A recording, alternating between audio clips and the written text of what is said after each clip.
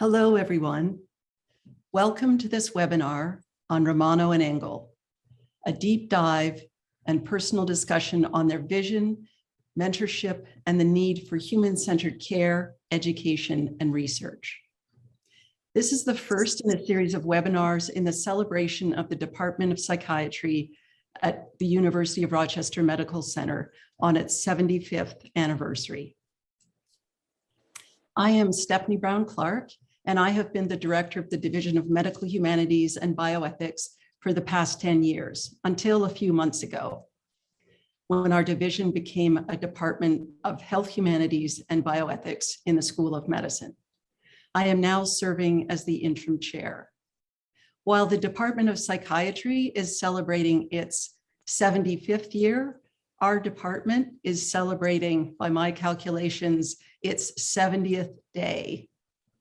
So despite the difference in our ages, both departments do share the values of Engel and Romano and their commitment to attend to patients comprehensively by integrating person-centered care with scientific data-informed practice based on the biopsychosocial approach in medical education and in the care of patients and families. And I hope our department can be as inspired and innovative and meaningful to students and faculty and patients as the Department of Psychiatry has been. I met George Engel when I came for my job interview here in 1998. I knew about Engel because I went to medical school at McMaster University in Canada, where Engel's BPS, biopsychosocial approach, was the foundation of our curriculum. I had no idea he lived in Rochester, New York. I sat next to him at an award dinner. I could hardly speak because he was George Engel. But fortunately, because he was George Engel, he asked a lot of questions. The first one was open-ended, and we got started. We talked about twins. I'm a twin, and so is he. He told me about his garden and his wife, Evie, and how they had met in an anatomy lab and how much he missed her. We talked about books.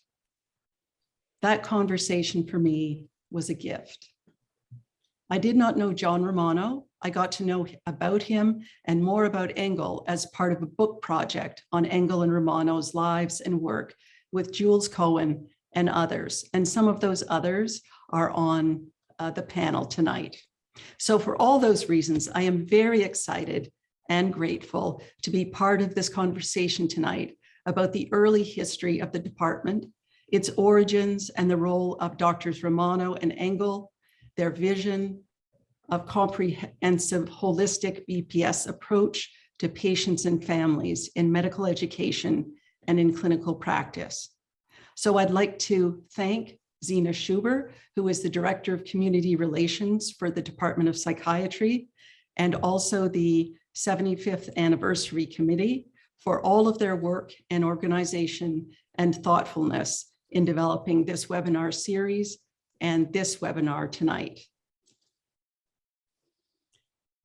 So, as Jules Cohen would say, George Engel and John Romano were big personalities, and they had a big influence. Their work is substantial. So to provide some context for our panel discussion, our panel has created a short video. After the video is over, our panelists will share their stories and experiences about Romano and Engel as teachers, researchers, mentors, and their revolutionary work. So let's start with the video.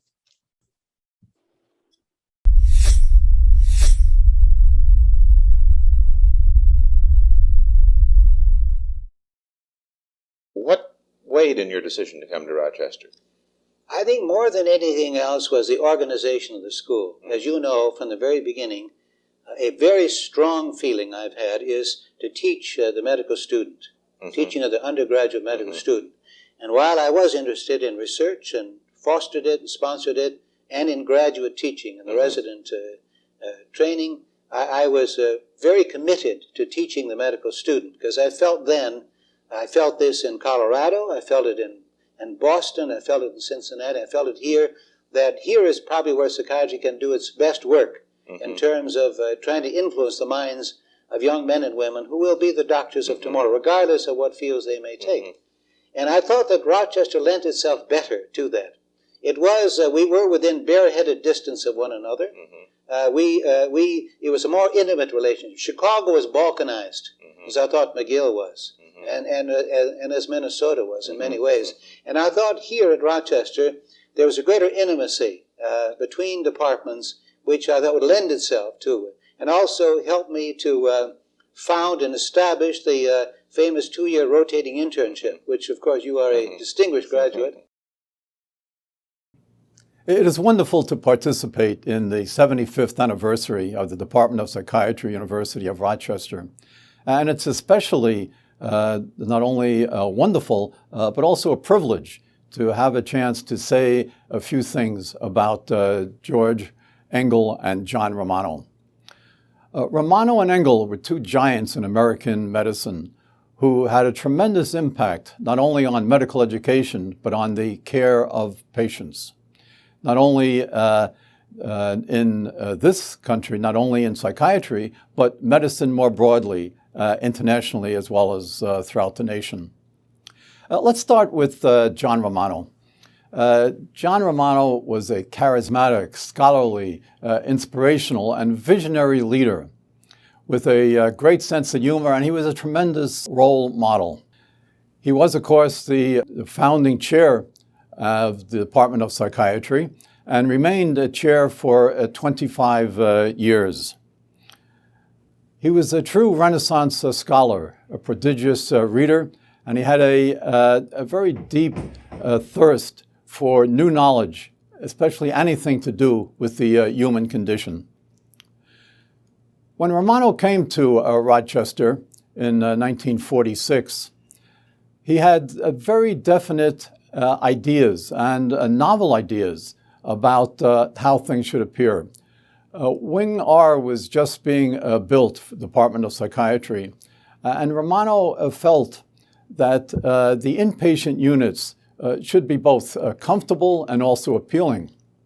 He shopped at the Merchandise Mart in Chicago for beds that were more like beds at home or in a hotel, rather than the traditional metal hospital beds. He and his wife Miriam shopped for paintings, purchased paintings, largely impressionist, for the inpatient units. Strong Memorial was beginning to change, but it was only the beginning. George Engel stated, John Romano's charisma as an educator was overwhelming, and his influence permeated the entire medical school. He was a spark in Rochester and throughout the nation, placing the study of the human side of medicine and caring on a par with other basic disciplines of medicine. Romano's central theme and legacy was that in all branches of medicine, a informed, a disciplined, and a caring patient-doctor relationship was at the heart of good medicine, treatment, and healing. George Engel came to Rochester with Romano in 1946 from Cincinnati, where Romano was chair. George also, although not a psychiatrist, he was an internist, but he was acting chair of the Department of Psychiatry when Romano was on sabbatical in Europe some years later. George had had a psychoanalytic training and also was very attuned to the details of the patient's life and how that affected them and their illness. In 1977, Engel's iconic paper detailing the biopsychosocial model was published in Science. This article had a very significant influence on medical education and treatment of patients, and it's one of the most quoted and cited articles in the medical literature. It emphasized how the biomedical model needed to be expanded, and it was crucial to include elements of the psychological impact and also social issues in the understanding of patients and their illness. It is not an overstatement to say that Romano and Engel revolutionized medical education and the care of patients. Not only Rochester, but all of medicine and our patients benefited greatly from their work. I'm very lucky in that I can count John Romano as a mentor for myself, and he meant a great, great deal to me. I think to understand him really requires understanding his roots in Milwaukee. His father was a musician, music teacher. His mother, a woman with an 8th grade education who somehow spoke 4 or 5 languages. John's description of her was as of a woman who really was sort of the person who kept the community together. If anybody was having trouble, they would turn to her. She was a social worker without formal portfolio who really cared for the community. They were financially always strapped, living on the edge. John obviously was very bright and was able to go through high school. He talked about a couple of inspiring teachers there. And goes off to college at Marquette, which was then a 2-year proposition, and then stays on in medical school there, in no small measure for financial reasons, that it was easy to do so. Throughout all this time, he is working. He would work nights, go to school during the day, and was working jobs that were hard manual labor, moving around cement blocks, that sort of thing. But all of this was necessary in order to have enough money to further his education. Marquette in those days was not among the elite. I believe in those days there were, for instance, only 5 medical schools that had departments of psychiatry. Marquette certainly was not among them. John was interested in psychiatry from the beginning, which also set him apart from many of his classmates. He had gotten a job during his last year, which was he and one other classmate got free room and board if they stayed at the county asylum, where he took care of patients. And this had huge influence in cementing his desire for a career. Coming out of Marquette, he did not have initial residency offers. He was able ultimately to, after a year off, move to Colorado, which was one of these big 5, and from there makes his way to Boston, where he gets proper psychoanalytic training and continues to work both in psychiatry and neurology, and is hired on by Semmelweis in the Department of Medicine, where he meets the young George Engel. His career continues to move by modern standards incredibly rapidly.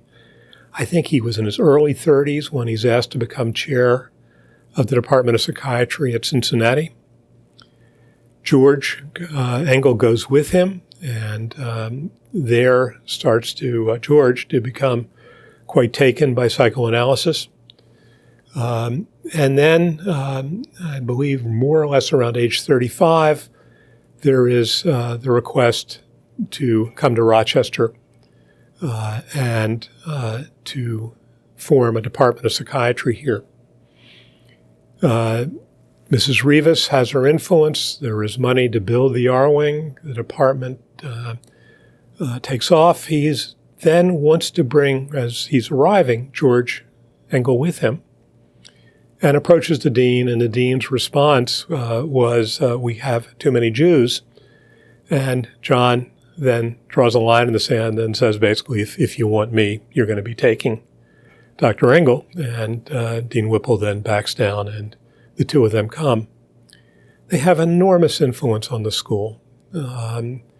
Their solid base in medicine means that they have major teaching roles.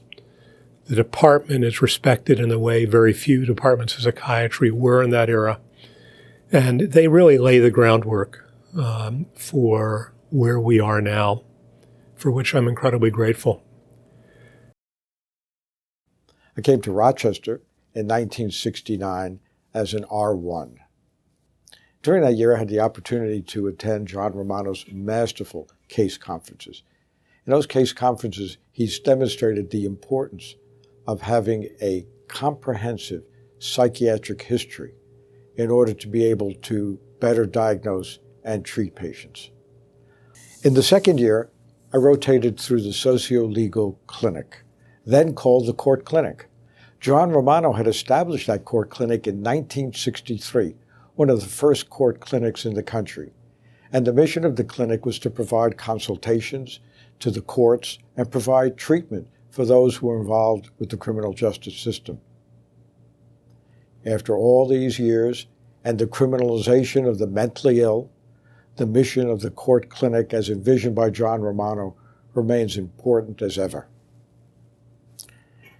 During my last year of residency, I was a chief resident at the socio-legal clinic for half the year, and the other half the year I spent with George Engel, learning consultation liaison psychiatry. In one of my conversations with George Engel, I suggested that the flight-fight reaction would be improved if we added to it freeze. He said to me, no, conservation withdrawal. When I completed my 6 months with him, he presented me with this doodle that says, Ciccone's advice is if you can't make it with flight-fight, try conservation withdrawal. As I continued my studies in forensic psychiatry, I read about the insanity defense and, of course, the McNaughton test of insanity, which had been formulated in 1843 within months of McNaughton's trial for murdering Edward Drummond. There were conflicting stories about what had happened. I wanted to do some primary research in England. I went to John Romano for letters of introduction. John Romano was an internationally known and respected psychiatrist, and I was confident that a letter from him would open the doors I needed to go through. When I told him what I planned to do, he said to me, why do you want to do it? And I said, because it interests me. At that, he lit up, got up, went to his filing cabinet, and took out a framed newspaper article from the 1843 London Times that describes the McNaughton trial.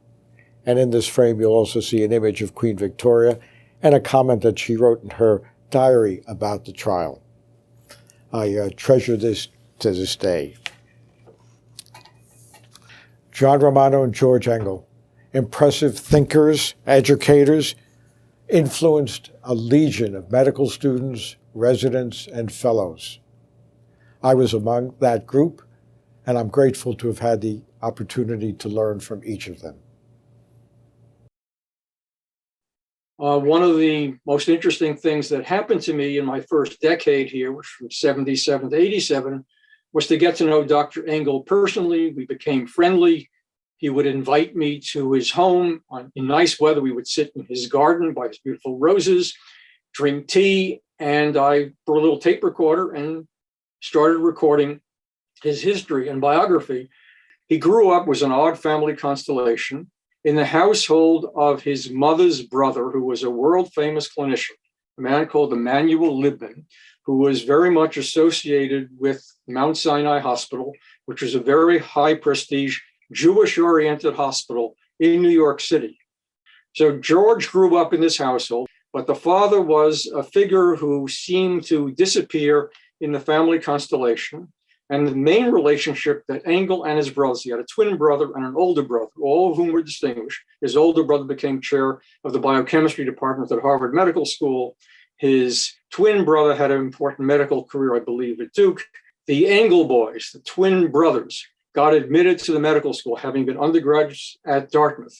And all through this period, growing up under Liebman's influence, going to Dartmouth, going to Johns Hopkins, all of these were very reductionist, biomedically oriented medical institutions or scientific institutions. And George bought into that completely. He was derisive and dismissive of psychoanalysis and any of those psychodynamic, thought it was hogwash, nonsense, and maintained that attitude until one remarkable fellowship experience with Soma Weiss, who was also part of Jewish medical royalty. Soma Weiss's history, he was an emigre from Europe, I believe from Hungary. He was well trained in biochemistry and the hard sciences. He was based at the Brigham Hospital, one of the major Harvard teaching hospitals, and rose very quickly, even though an emigre, to become physician-in-chief at the Brigham. So when he first got to work with Soma Weiss, while still a student in Summers, he was there to see the full reductionist, scientifically based biomedical program. But then after he finished his medical training and after internship, he went back to work with Soma Weiss at Harvard because it was a plum to internship position, and was astonished to find that Weiss had changed quite a bit in the 2 or 3 years since George had worked with him as a medical student. By this time, that is in the early 40s, Weiss had himself become quite interested in psychoanalysis, in psychodynamic thinking, and had begun to incorporate that into his medical service.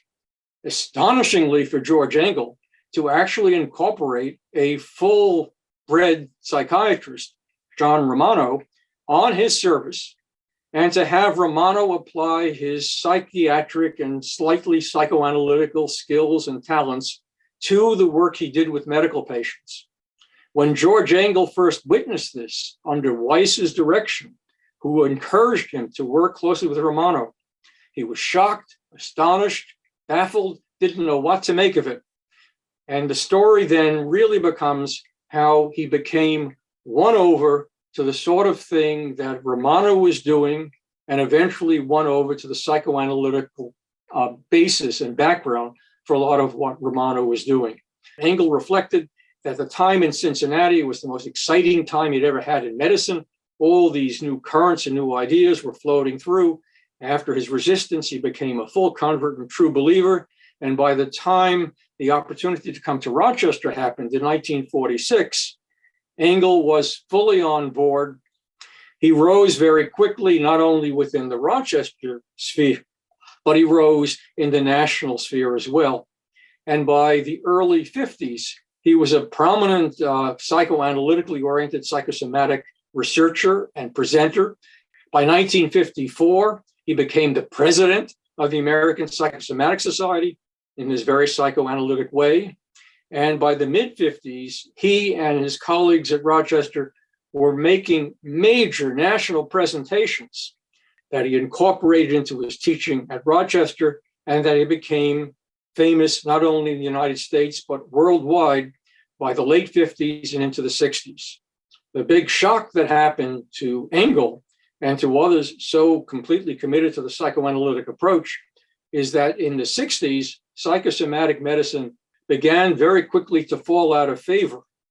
And what rose in its place was a very biologically based neuropsychiatry, which not only infiltrated psychiatry and displaced psychoanalytic and psychodynamic approaches, but it also entered psychosomatic medicine.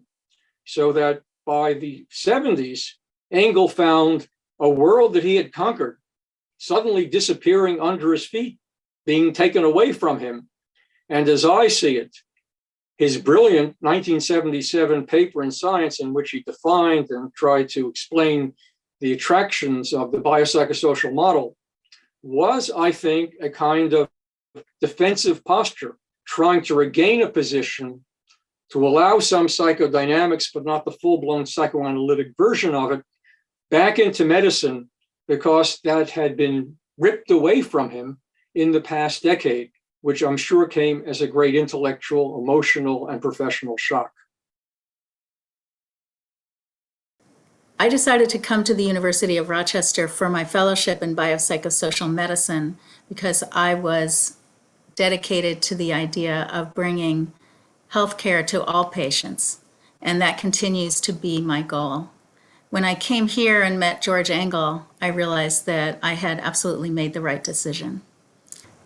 George Engel was a twin, and he used to say that partly because of being a twin and literally growing up in medicine because of his Uncle Manny, in whose home he was raised, he felt that it was extremely important to unite the areas of medicine, and in his case, ended up being internal medicine and psychiatry. He actually did his residency in internal medicine, but interestingly, because he was extremely smart and liked to challenge himself, he told me that he decided not to take the internal medicine boards, but instead to take the psychiatry boards, because he really wanted to challenge himself to do something that would be really hard, which is take the boards in something that he actually had not trained in as a resident. But his real goal, his real loyalty, was to bring patient-physician communication into the practice of all medicine. And that's why, as a non-psychiatrist, he was based in a department of psychiatry where he was able to bring communication and humane care of the patient into all fields. George Engel's seminal paper, where he introduced the biopsychosocial model, came from years of experience and thought on his part. However, he also was thinking all the way down the line. When I think about the focus that we need to have at this point in history on taking care of the whole patient, on helping to prevent healthcare disparities, it's evident to me that the biopsychosocial model and George Engel are at the root of what's being done and what will be done. Very soon after John died, I learned that he had explicitly requested that there be no service, no memorial, only that the bells of the Rushreese Library ring out. A solemn, sobering request, hardly one to be denied. Hence, when this announcement of the scheduling of these reminiscences first came to me, I was surprised. Surely John's last wishes were not to be so quickly circumvented. But then I remembered my initial reaction upon hearing those wishes. It was to smile to myself and think, that's the old John. What a marvelous ploy. And I thought, as we assemble here, we can imagine John grinning with satisfaction at how well we are all responding to his impossible-to-fulfill request. How could there not be a memorial for John Romano? That reminded me of my first encounter with John 53 years ago. It was at the Brigham, where I'd come to work with the great Soma Weiss, only to have Weiss tell me, after reading some of my writings, that John Romano is the person I should really be working with. That was a name completely unknown to me. I tried to feign interest, and I remember faintly asking, who? John Romano? And he said, yes, John is a brilliant young psychiatrist whom I've invited into this department to teach us internists something about the emotional aspects of medicine. And then he grinned almost mischievously. I even make him make medical rounds like the rest of us do. I was speechless. I had come to work with Soma Weiss, not with some psychiatrist. Certainly not one I'd never even heard of. But then I attended one of John's rounds, and what I saw I had never seen before, and attending, actually sitting down and talking with a patient for all the rest of us to share and to learn from. I knew then and there I had come to the right place.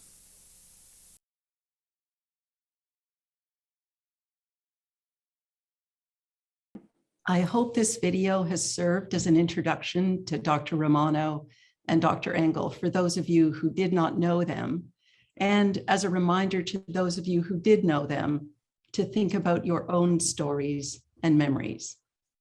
I have some questions for each of you individually on the panel to start a conversation with other panelists.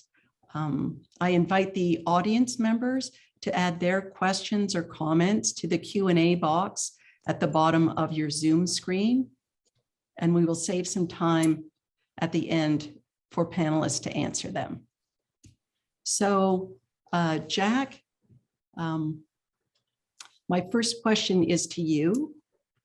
In your video, you captured the enormous impact that John Romano and George Engel had on their trainees and colleagues institutionally, and also nationally and beyond.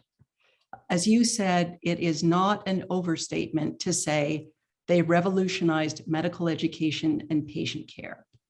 So I'd like to focus on medical school education for the moment. You did your residency here in psychiatry in the early 70s. You were here as a medical student from 1963 to 67. We've had a lot of conversations in preparation for this webinar. And in one of those conversations, you mentioned that the first year and second year of medical school curriculum was very meaningful to you. So I have one question with two parts. Can you tell us a bit about how the curriculum was structured, what happened in year one and year two, and give us some sense of what it was like to be a student in an Engel or a Romano class? So that's the first part. And then the second part, what made it revolutionary? Well, thanks very much for the questions. And it's a delight to be here and to hear the wonderful stories from the other panelists also. I think that one of the answers to your question was actually Romano gave in his opening comments when the interview with Jim Bartlett that we saw at the beginning of the video. Namely, Romano said that the education of medical student was really the central and core part of his mission in Rochester, the education of the medical student. As he said, research, graduate training, et cetera, all was important, but it was the education of the medical student, recognizing that the medical students would go on to obviously take care of patients in the broad arena of medicine, and that the influence that psychiatry could provide for all medical students in terms of learning the importance of psychological and social factors in health and disease was going to be crucial to good medical care for the population at large. So I think that was a mission that was then fulfilled in terms of the work that Romano and Engel did over their careers in Rochester. As you said, Stephanie, I came to medical school in 1963. I was actually a mathematics major in college, and I came thinking about internal medicine as a career. I recall vividly the first several lectures in psychiatry given by John Romano.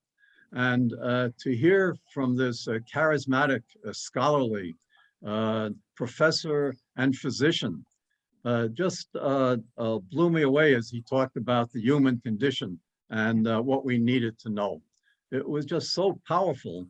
And as the year progressed, I think all of us in the first year class recognized that at Rochester, psychiatry, or as we now would say, behavioral health, was going to be a major part of the medical school curriculum.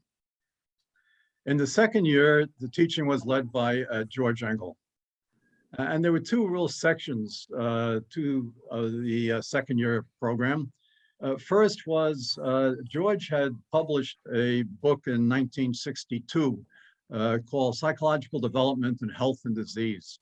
And that was a wonderful text which outlined the influence of psychological social factors, both in terms of normal development and also what goes wrong and how it can go amiss and result in disease. This was very powerful, and as we learned more the language, as George would say, about the psychosocial factors and the construction of the human psyche and the role it played in terms of human biology more generally, I think we all became increasingly aware of these broad principles. The second half of the year then was focused on Monica and the films of Monica, this infant with gastric esophageal atresia who was fed by a gastrostomy tube. And what happened to her in terms of her development and her understanding as well as her behaviors was incredibly dramatic. At that time in 1964, Monica was 10, 11 years old, and we saw films of all throughout her, at that time, 11 years of development in terms of what happened to Monica and how it was played out in terms of her thinking and behaviors. It affected not only us, but obviously also Monica and her family, who were all involved. I had the opportunity decades later to talk to Monica, and she was incredibly grateful for the not only the care that she had received, but also the relationships that had developed between her and Engel and the team at Rochester. So these first 2 years were really profound in terms of the impact that it had on myself as well as my classmates, and recognized that indeed Rochester was something special in terms of psychiatry and psychosocial issues. Thank you, Jack. That is a wonderful story. Richard, I have a question for you. I'm curious about the residency education and innovation in the 1960s and 70s. You came in 1969 as an R1, and in your video, you spoke about John Romano's masterful case conferences that demonstrated the importance of having a comprehensive psychiatric history in order to better diagnose and treatments. And there are a few stories from the registrants about those case conferences with him. So could you tell us, they're quite famous, I have a sense from the stories that are in the, that have been collected. So can you tell us about these case conferences? So maybe a little bit about how they were designed and who attended them. And then what was a case conference like with John Romano there? Hi, Stephanie.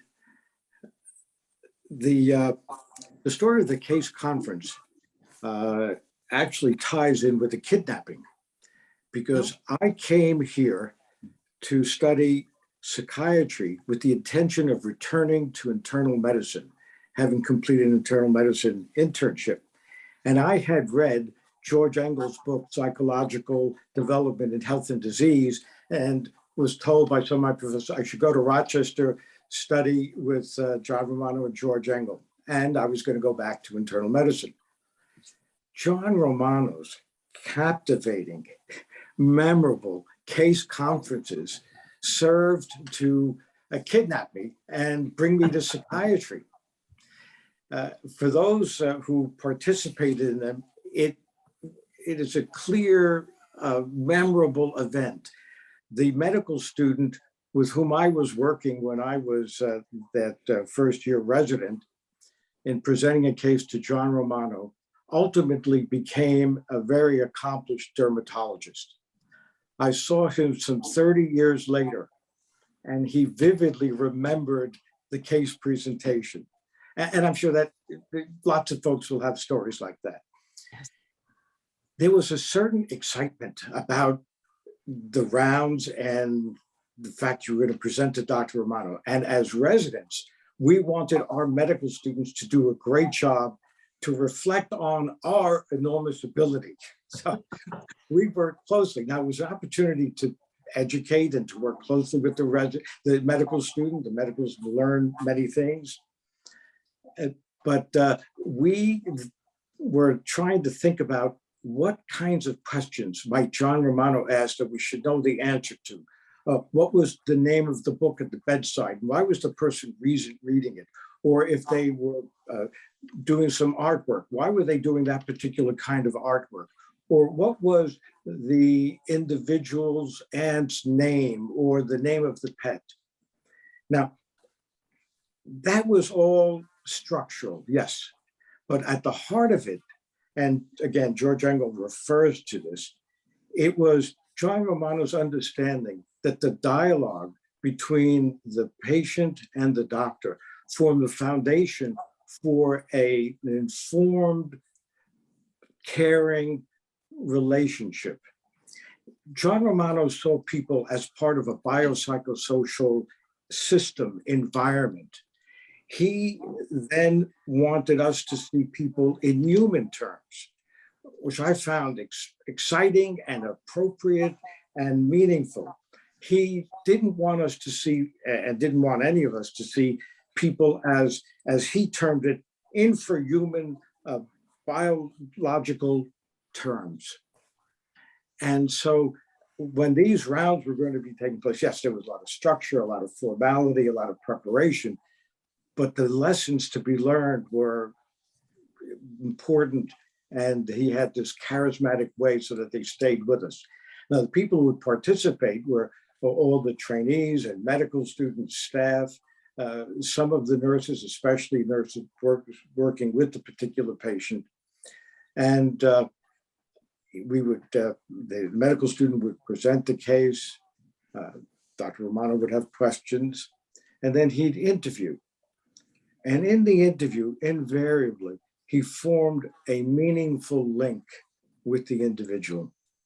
And then he used those insights that he had gathered to summarize and to teach and to leave us with important lessons. Thank you. So I I will react for a sec to what both Sure. Jack and Richard said. John wrote a paper, and I think it was titled "For Those from Whom I Have Learned," his patients and his students. And he had this absolutely unbelievable ability that the minute you spent 2 minutes with him, you had this irrational belief that he had known about you all his life, or all your life, and he cared about you deeply. This ability to connect with people was so absolutely striking. If you were to walk down the hallways in the hospital, every cleaning person would be stopping John, and he would know them. It was this remarkable capacity to join with people that I've never known anybody else who could do this as well. And it was a genuine interest in the other person. Absolutely. Yeah. Yeah. So I just have a little quote from someone else who had from one of our registrants. His comment is,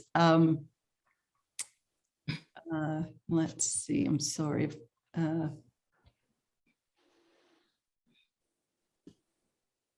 Oops. Well, while you're looking, Stephanie, if I could tell a quick story. Oh, of course. There's so many. At one point, John Romano interviews, and this is on tape, he interviews a resident of the St. John's Home, a gentleman who is now in his 90s, and does his usual connecting and learning about the individual and creates a relationship. I learned that later on, John Romano went to see this gentleman every month and did that for 2 years until the individual's death. That caring, that thoughtfulness, that kindness, the genuineness manifested in those repeated visits. You know, Richard, that was typical of Romano with his involvement in the John Romano House, a house that was on the grounds of the state hospital named after John Romano. And he would go to this residence frequently and have meals there, became involved and knew the patients' families, and they'd go for special events, etc. And as well as bringing paintings to be hung in the walls of this residence and where they should be hung. And he'd go back and make sure that they were hung where he thought they should be hung. But it was his involvement, as Richard and Larry said, with people, and both obviously patients, students, others in the community. It was just remarkable. And his caring about people and seeing patients as human beings extended to the building of our wing. And Jack, I know you're well familiar with that. You spoke a little bit about it in the video. Yeah. Well, I have another story about that, Richard, but maybe we're getting a little bit behind in terms of the other comments. So if we have time later, I'll come back to that story. Yes, so I'll just share that one of our registrants said that students' presentations in Romano's regular rounds on each ward could be viewed as the most feared, comprehensive, and memorable experiences they would ever have at the University of Rochester. So definitely left an impression. Right. So thank you for that. Ted, in your video, you described this conversion of George and from a hardcore biomedically oriented researcher and physician to a more holistic educator, researcher, and practitioner who was committed to this integration of the bio with the psycho being the psychoanalytic and psychodynamics in his teaching. But I know you're also quite interested in Engel as a researcher, in particular his Monica study, which Jack had mentioned. Could you tell us a little more about that? And how was this research that he and his research fellows did, how was that received at the time in 1953? Well, it was world shaking, and it was really a very, very significant moment in not only the history of psychoanalytic theory, but in developing new avenues in psychosomatic theory.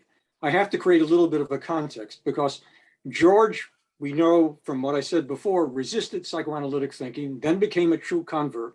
And by the early 50s, he was ready to have a training analysis with the man considered the leading psychoanalytic, psychosomatic theoretician and clinician at the time, Franz Alexander in Chicago.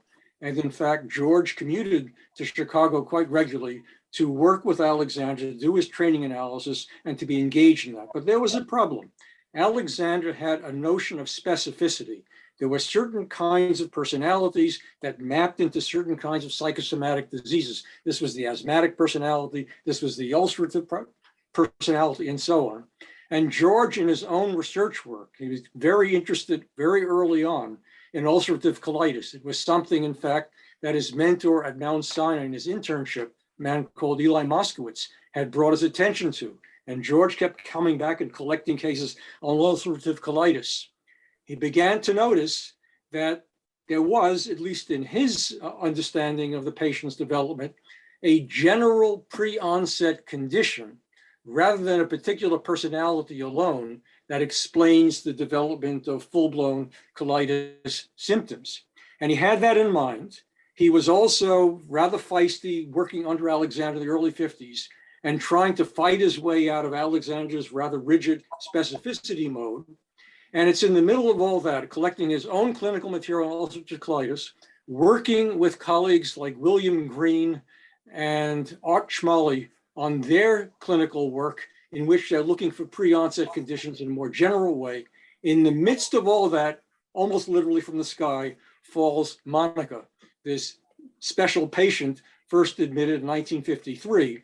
And she's a patient with a congenital esophageal atresia. That is, there's a stoppage, a stricture in her throat. So to deal with her, surgical fistulas are created, one in her neck to allow anything by mouth to be drained, and one in her stomach to allow it to be fed. Here's then this infant in the hospital. It's a long story about being discharged and being brought back, now under George's care and the care of his very trusted colleague, Franz Reichsmann, working very closely with Monica to watch her daily behavior and beginning to notice that when someone else with whom Monica wasn't familiar on the hospital staff approached, Monica would shut down, seem to go in withdrawal, lie flat on her back, muscles flaccid. When Franz Reichsmann entered the room, she perked up, she started to giggle and smile and reach out for him. And because of the fistula, they were able to actually measure her stomach activity, hydrochloric acid secretion, and so on, made the remarkable correlation that when she looked like she was active and engaged, she was very physiologically active, and her body was turned on. When she was depressed and withdrawn, she would be turned off. George then took this incredible finding and with his remarkable synthetic ability, turned it into new insights and new pathways in psychoanalytic theory, challenged Franz Alexander, which made him absolutely first-class attraction in all the psychoanalytic and psychosomatic meetings. And he then was able to attach that to the work that was being done, his own work on ulcerative colitis, and the other clinical work was being done to create a generalized pre-onset condition, which was called the conservation withdrawal condition, modeled on Monica's behavior, generalized to a general pre-onset dynamic. And it was sometimes called the helplessness, hopelessness affect, which I'm told some students abbreviate as the HEHO pre-onset condition. And that became so popular that George was a world famous advocate of that position. And that was considered one of the major new roads in psychosomatic medicine and research by the late 60s when that was articulated. So all these threads came together because of this remarkable synthetic ability and his challenging attitude towards what was considered orthodoxy in psychoanalytic theory at that time. Thank you. So as you can see, we have big stories and long stories. I'm aware of time. So Larry, to you, you did your residency in 1979 to 81. And Richard, you were part of the liaison program as a resident in 1969. Jack, you did your residency here in the 70s. So Larry, in our conversation for this webinar, you mentioned things had changed in the Department of Psychiatry and in the world of, in psychiatry and internal medicine too, but in psychiatry in the 1970s. As psychiatry became more neurobiomedical. Had observed that same thing. So I guess my question to you is about this liaison program. You had a different experience, I think, than Richard did, and I know we are running short of time. So could you just say a bit about what the Engel Romano liaison program in general was, and what was it like for you to come here as a resident in the late 1970s when things had changed? I'm going to bounce off of your question and go somewhere else, if that's all right. Sure. There's a wonderful paper that talks about and how we have unfortunately tended to vacillate from being either brainless or mindless. And certainly when Larry, it's just a little bit hard to hear. It's the wind. Okay. It's Blowing hard. it's the wind, you should tell the audience, in Hawaii that is causing that. Try to go inside. We have little sympathy for you. Yes. My apologies to all.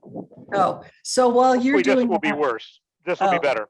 Okay. So what I was saying is that we, as a field, have vacillated between periods where we have been brainless and periods where we have been mindless. And both extremes have been fraught with difficulties. But I think the accomplishments of these two was to really reject both extremes. And if you look at the history of the department, we have not been exclusively psychodynamic nor exclusively biologic. If you look at the impact on the school, I was on a 2-hour admissions committee meeting this morning. And it's clear that we're attracting medical students here because of the whole biopsychosocial model. These guys have already drunk the Kool-Aid before they arrive. If we don't mess them up, they're going to be good. And many of them are going to stay on. And we're going to have this kind of influence throughout medical care in Rochester, where we're going to have people who really are going to be seeing the whole patient, are not going to be ignoring psychological or social issues. And I think better care and certainly much more exciting place to work as a result of what these two did. Thank you. Well, that is the experience of all of us, even into the and we're now well into the 21st century, and that biopsychosocial model is still attractive to a lot of applicants. It is, as you say, it is the reason that they come. So that in the medical humanities. Yes, thank you. Also, I would just add, this morning I was in a presentation on, I think, 15 medical students who are going to be graduating with community health distinction.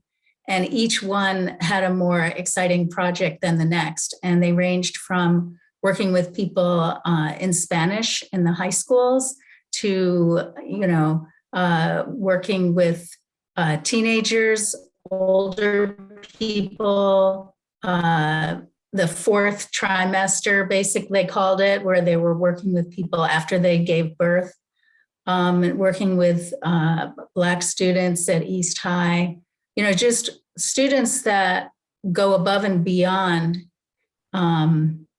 what they can do here in the general medical curriculum to bring the community health, and they're making a difference, and their intention is to continue making a difference. And that's rooted in the biopsychosocial model.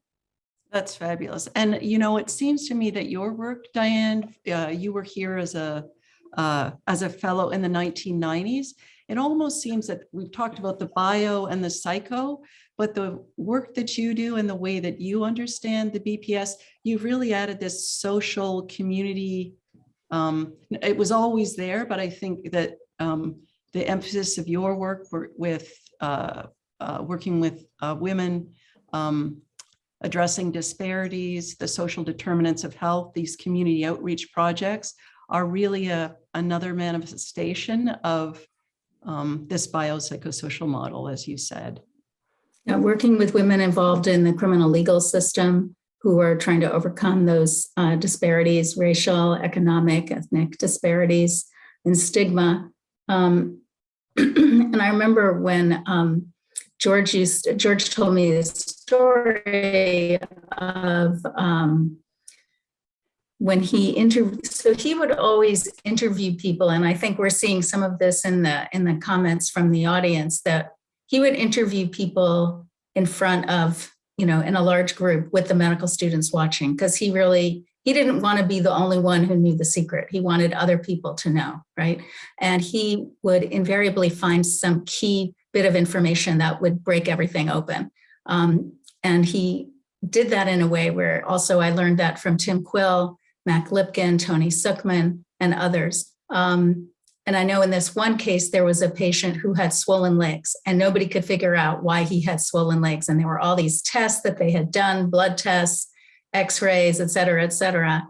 And what he learned was that this patient had been sleeping in his car every night and that he had dependent edema. And this was the key social bit of information that had to do with his poverty and his lifestyle, and so that would be a typical kind of experience that we would get. And now I would say that's coming to life in the palliative care program run by, chaired by now Rob Horowitz. And if you see Rob doing the teaching rounds that he does on Zoom for everyone to see, he demonstrates the same kind of, intense connection that I think people were talking about in the Q&A, and helps people understand how to form those intense connections. And that's something that I try to teach, and that, we've all learned who've gone through this experience, that if you form those intense connections, it can help you bridge the barriers, right? That's fantastic. So there are so many more stories that we could talk about just this panel, but I would like to go to the Q&A because I see there are people who are really commenting.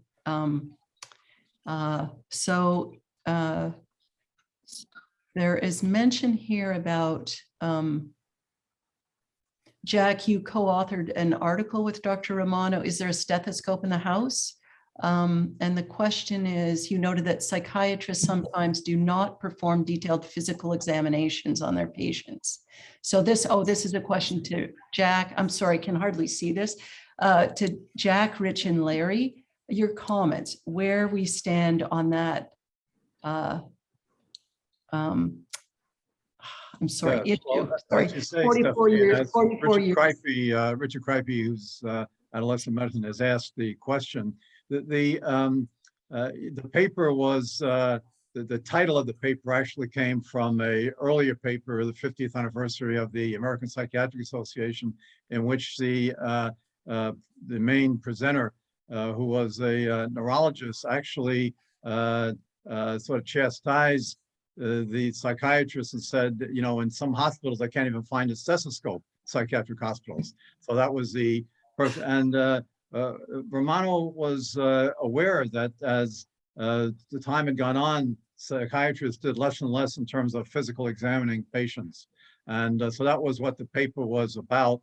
But the message was that even if the psychiatrist doesn't necessarily do the physical exam, should work closely with the internist involved in the patient's PCP, and work with them in terms of identifying issues and learning from the PCP about relevant physical factors that should be taken into account. So that's the basic gist of the paper. I came to Rochester in no small measure because when I interviewed Bob Klein, who was a member of the CL service, supervised me, watched me do an H&P on a patient as part of the interview. It was this incredible message that medicine was going to matter. And I think I'm the last person this ever happened to, because apparently it scared everybody else to death and they stopped. But it was this major message about the importance of medicine as part of our discipline. I think the other thing that's changed now is we have much more representation of internists of primary care docs on psychiatric services. What we need to be doing more of is having them with us and having us out in the community with primary care. But yeah, absolutely. And Larry, we did that for about 5 years, actually, having the candidates interview and examine patients. And one thing we learned was that over half of the candidates said that they never had a history and physical observed in medical school. I've gone to Case Western. The entire time I was there, nobody had ever seen a complete H&P. Yeah. Well, I was yeah. residency training director from 80 to 85. And during my tenure, we continued to do that.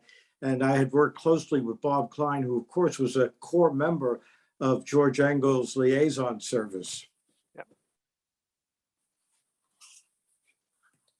From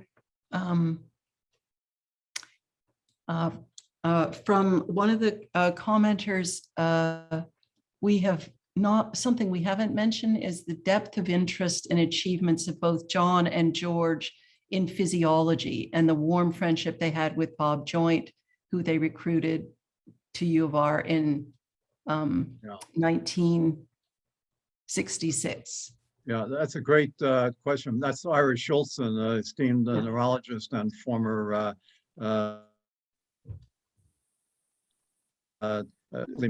and it's right on. I mean, clearly, both Romano and Engel from the very beginning had really involved in terms of initial studies, for example, in the syncope and other things that they did early on in Cincinnati, and had a very, very deep interest in medicine more broadly, as we've sort of alluded to before. And George and the hiring of Bob Joint was really masterful and really placed neurology on the map in terms of Rochester and the future, and the very strong department that now exists in terms of neurology was, I think, largely due to Bob Joint, who was a close friend of John's and George's. In fact, at the end of George's career, as he was thinking about where the Monica papers and others should be housed, there was a small committee that I served on with Bob Joint, and had decided on the Murray Center for where those papers and artifacts should go. At the John Romano Reminiscences in 1994, we saw a clip of George Engel speaking at it. Bob Joint spoke.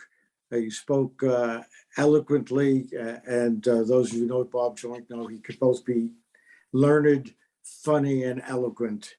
And so he spoke about his relationship with John Romano, the importance of it.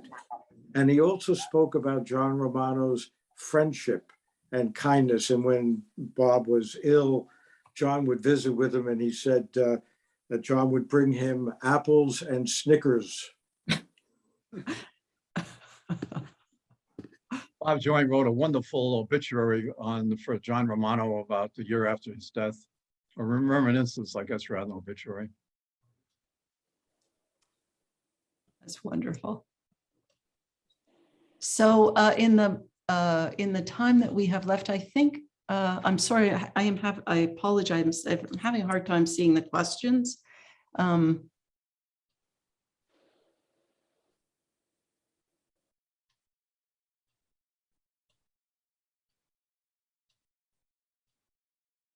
So Robert Goldstein, I think, just reinforces in a different way that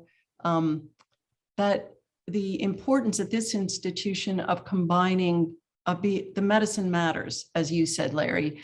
He did a study of patient experiences on an inpatient ward and found that talking with medical students was one of the most beneficial aspects of the patient's hospital stay. So it's not just the medicine matters, the communication matters, and that connection matters. So I think this really reinforces what we were saying before about universality of Engel and Romano's strategy to have all physicians come out of here with excellent communication skills and excellent ability to connect with patients on emotional and verbal levels. There is a really interesting question here about delirium from Telva Oliveras. The concept that one could diagnose delirium with the use of EEG tracings of slow waves comes from Romano and Engel, which I did not know. Can any of you speak about your experience with delirium in the department during your residency? Well, I think that the comment is very true, and this was a major undertaking of Engel and Romano in terms of the EEG and delirium, and that was certainly clinical cases of delirium were studied, carefully in terms of what we could learn about the contributing factors of the delirium. Diane, maybe you have some comments about that also. Well, I'm going to be like Larry and say something else instead. I was thinking about how important all over the world, Engel and Romano have been, and especially the biopsychosocial model. And I just remember when I was doing a Fulbright around the world in Israel, walking down the hall and hearing a whole lot of people speaking in languages that I did not understand. And all of a sudden I heard the word biopsychosocial. All these languages I didn't understand. That was a striking moment. I'll come back to the delirium study from the perspective of Soma Weiss. I think it was one of the projects that he really wanted them to work on. And there was initial resistance at first, but the real work began at Cincinnati and was completed here when they were both here, where they brought together their psychiatric and psychodynamic and clinical medical perspectives, showing that what you can reveal with the electroencephalographic tracings could also be revealed in very close or clinical connection and interview. And that was one of the great takeaway messages of that study. And I think Soma Weiss was the inspiration. Thank you, Ted. And we have more stories, but we have just a minute left. So, so little time. So I want to close by saying that I hope you've enjoyed the conversation and the stories. There is much to admire about the department, and not only John Romano and George Engel, but other faculty that is well-deserved. I think there's much to celebrate for the department in its 75th anniversary. Its past, which we've talked about today, its present and its future. This first webinar, I hope, has provided some of the department's history and the work of its first chair, John Romano, and his colleague and collaborator, George Engel. So please join us for the rest of this series. There will be multiple webinars over the next 6 months. I'd like to invite you to register for the next webinar on March 1st from 6 to 7:15. This will be on BPS, Biopsychosocial Innovations in Education. Steve, I think, has put the link for that in the chat. It will be an overview with a series of 5-minute lightning talks followed by a conversation. So I'll end by saying thank yous to our panelists for the stories, to Zena and the committee, to our webinar technical support, Steve Sassone and Carl Heinemann, to our interpreters, and a special thank you to Dr. Ben Lee, the current chair of the Department of Psychiatry, for all of his support and his leadership. And finally, to our audience, to you, thank you for joining us, and thank you for these great stories, comments, and questions. And I just want to check to make sure there isn't anything else I need to do. I don't think there is. So with that, I will thank you all. We've reached the end of our time together. So thank you. Thank you, Stephanie. Good night. Good night. Thank you. Bye-bye.